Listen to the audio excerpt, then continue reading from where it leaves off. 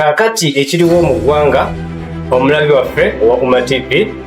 platform ziri 3 wano ku set. Tulinako omukutu gwa Jeno Bigirwa, omukutu gwa Naikoto Dani, naye ng'era bakyaziza Jeno Bigirwa. Ekitugatta tuli ba street fighter ate ekirala ndi down line wo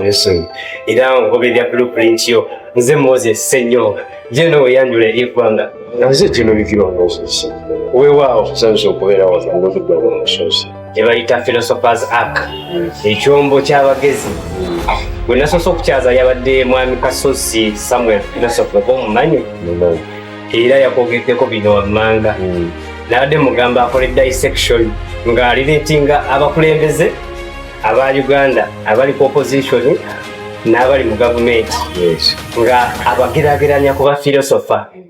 naye gwe yakuwadde ebitiibwa bingi simanyi wamuwaki yagambye Jeno Bigirwa ye bw'aba philosopher amugeraageranya ku Yesu Kristo neŋŋamba eyo nguzi y'amaanyi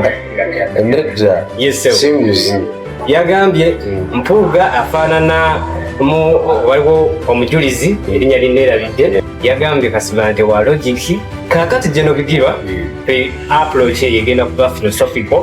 nga tetuli ku bino bitambula newankubadde era eri linked ku bitambula essaawa zino njagala otumenyeremu Gang of 7 otubuulire guluuki ow'enjawulo eyali mu DP is brought to you by the DF Studios. Naikoto Dan presents. This is the Democratic Front.